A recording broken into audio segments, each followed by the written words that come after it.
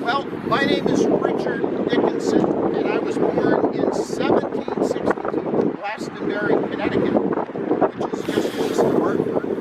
I was named after my father, Richard, who fought in the French and Indian War and the Revolutionary War.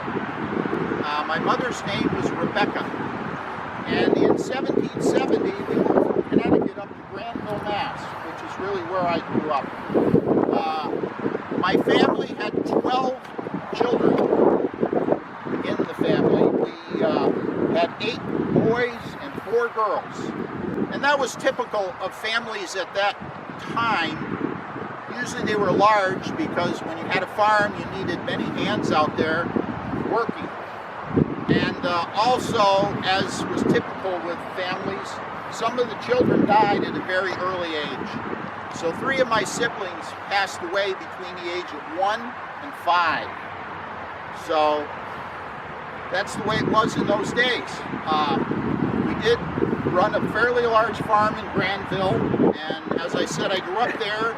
And while I was there, I met a wonderful woman by the name of Abigail Bates. And we got married in 1793. I was 31 years old. And my father said, okay, it's time for you to go. So my wife and I, we moved down to Southwick and had a lovely house on the corner of College Highway and Cross Street, which is now called Coes Hill Road. And I have a picture of the house that we owned and lived in for many years. I had a farm there and built several outbuildings and buildings connected to the house. You'll see it as typical of New England. The barns are connected right to the house. Besides the home and the farm, I also ran a distillery, which was also on College Highway. It enabled me to take some of the crops, the local crops, mostly apples, and convert them into a wonderful drink of hard cider or gin. So I did quite well, employing several local men and boys working in the distillery, and I made quite a bit of money from that enterprise, which enabled me to purchase land around the town. Some people might have called me a real estate speculator, but I always thought it was good to buy land when you could, because the good Lord wasn't making it anymore. So that's what I did. I bought land.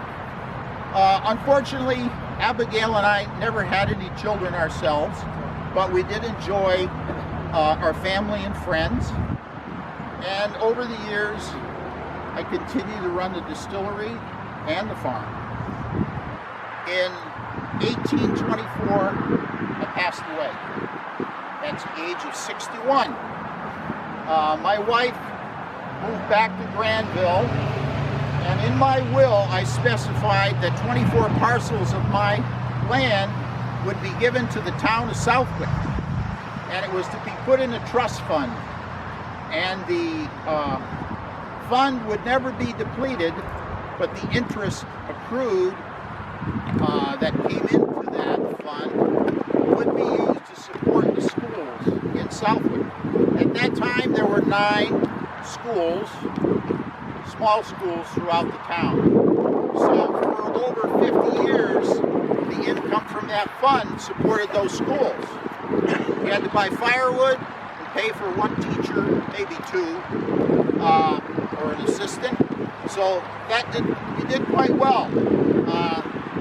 In 1827, the town decided to build a new schoolhouse in the center of town, and they named it the Dickinson Grammar School in my honor. In my honor. And here's a picture of the beautiful building. It was a 2-story building, 3 classrooms on the first floor, and the town hall on the top. Where was that located? It was located near the Congregational Church, right on Depot Street. However, in 1929, the town built the Consolidated School, which still stands today, and the Dickinson School was taken down at some point in time. However, the trust fund still exists today. And there are 3 trustees, as was set up originally, to manage these funds. And there is the trust fund, the original money that is not to be touched, and then there is an expendable account that comes from that. So every year in the annual town report, there's a section on the Dickinson School Trust.